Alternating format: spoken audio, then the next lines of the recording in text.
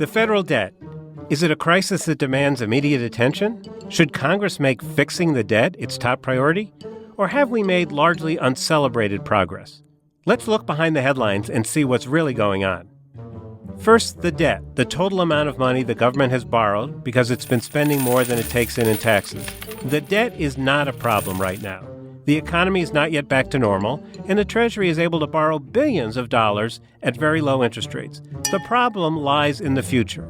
The likely trajectory of government borrowing after the economy and the job market regain their health. The federal debt has been rising as a share of the economy for the past several years. It's now higher than at any time since the end of World War II. This is what the 10-year picture looked like in 2008.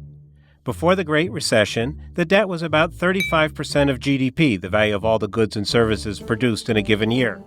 It was projected to rise, but only gradually, over the ensuing decade, as more baby boomers became eligible for Social Security and Medicare, and as health care costs rose.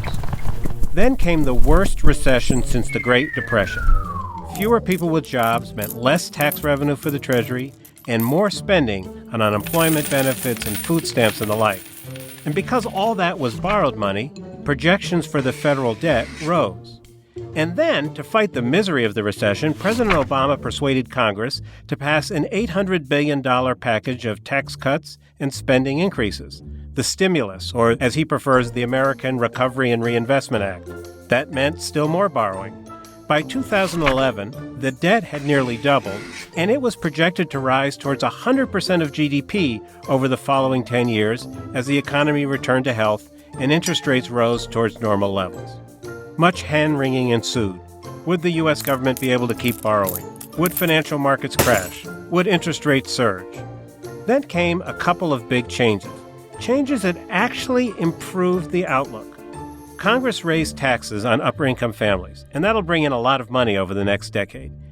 And then the pace of increase in government spending on health, particularly on Medicare, slowed unexpectedly. That changed the projected trajectory of the debt for the better. Yes, sometimes things in Washington do get better. But we're not out of the woods yet. The debt is still high by historical standards, and it's forecast to keep climbing, from around 75% of GDP today to 80% of GDP by 2024. And it's projected to climb higher after that. This is a trend that cannot be sustained indefinitely.